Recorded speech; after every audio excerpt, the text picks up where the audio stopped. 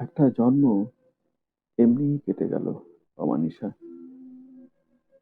আজ যখন আমি ভীষণ অভিমানী, তোমাকে ছেড়ে হয়তো চলে যাব অনেক দূর।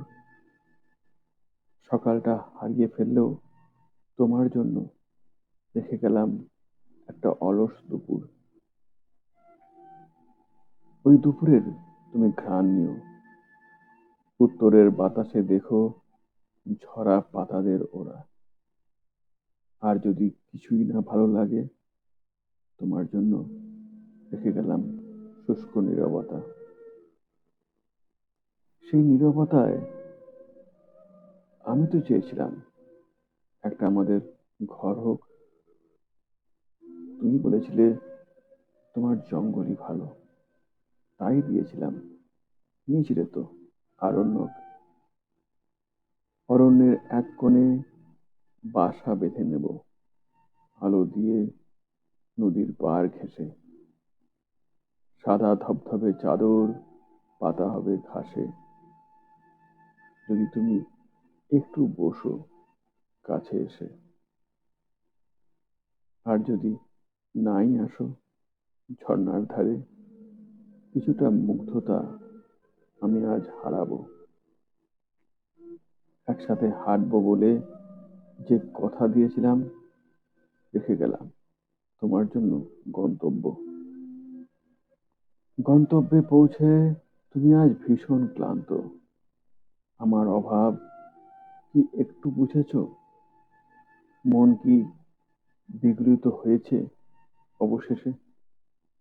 আর যদি তা না হয়, তোমার চোখ বন্ধ করো। তোমার বন্ধ চোখের ওপারে আমি দাঁড়িয়ে, গায়ে রেখেছি জড়িয়ে সাদা চাদর। তোমার দেওয়া হলুদ পাঞ্জাবি পরেছি আজ, মেখেছি আনন্দে। দিয়েছিলে তুমি যে আতর, আতরের গন্ধ আমার ভারী প্রিয়। তাই তো আছি সুদূর ওই দিগন্তের পানে চেয়ে।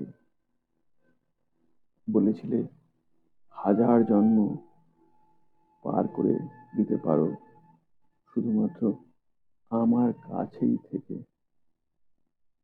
জন্ম একটাই, তবু তোমার চোখ ভিজে ওঠে আজ, ঠোঁট কেঁপে ওঠে অভিমানে।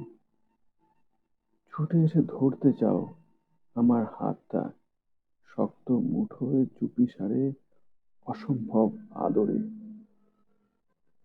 এরপর চুপি সারে বলেই দিলে কানে, একলা কোথাও ছাড়বে না আর, রাখবে শুধু ভালোবাসায়।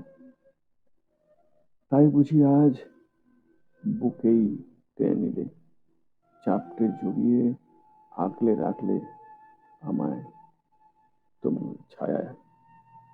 নমস্কার, দীপঙ্কর।